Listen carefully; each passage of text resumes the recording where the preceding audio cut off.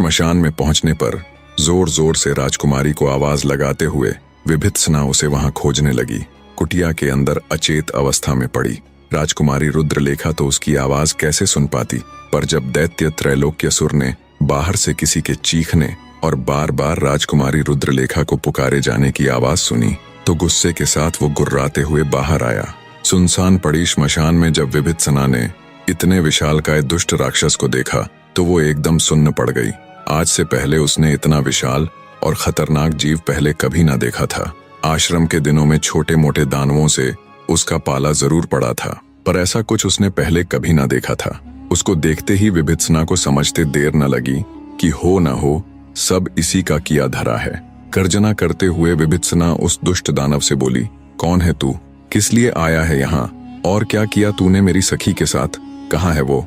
एक पिद्दी सी लड़की को यूं अपने सामने गरजते देख दैत्य त्रैलोक्यसुर बोला, उसे तो मैंने कब का खत्म कर दिया, अब तेरी बारी है। ये कहते हुए वो राक्षस विभित्सना की तरफ बढ़ने लगा। उस विशाल दानव को अपनी तरफ बढ़ते देख विभित्सना ने दैत्य त्रैलोक्यसुर के ऊपर अपने अभेद्य बाणों से वार किया, पर उस दुष्ट दानव के ऊपर विभित्सना द्वारा छोड़े गए बाणों का कोई असर न हुआ। उल्टा गुस्से से दहाड़ता हुआ दानव बोला, ओ तो शस्त्र विद्या भी जानती है तू, पर भिड़ी होगी आज से पहले किसी छोटे मोटे योद्धा से।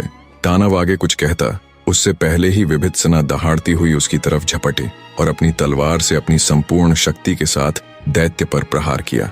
विभित्सना के इस प्रहार से दैत्य एक पल के लिए झटपटाया, फिर पूरे गुस्से के साथ उसने विभित्सना को अपने एक हाथ से उठाया और तेजी के साथ बहुत दूर फेंक दिया। हवा में उड़ती हुई विभित्सना बहुत दूर जाकर गिरी और मारे दर्द के छटपटाने लगी। दैत्य उसके पास आया और अपने भारी भरकम पैरों से उसे कुचल दिया। दैत्य त्रैलोक्यसुर को जब लगा कि विभित्सना के प्राण पखेरु उड़ चुके हैं और उसके शरीर में कोई भी हलचल नहीं है, तो उसे मरा हुआ समझ वो उसे यूं ही छोड़कर चला गया। कुछ देर बाद विभित्सना को जब थोड़ा होश आया तो उसे उसका पूरा शरीर एकदम निर्जीव प्रतीत हो रहा था। उसमें जरा सी भी ताकत नहीं बची थी। अपना पूरा जोर लगाकर पूरी ताकत से विभित्सना खड़ी हुई और किसी तरह अपने घोड़े के ऊपर जा बैठी। उसने घोड़े को सीधा आश्रम की ओर दौड़ा दिया।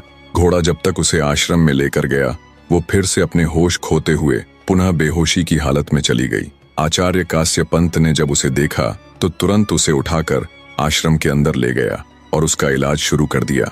विभित्सना की ऐसी हालत देख आचार्य कास्य पंत भी हैरान थे।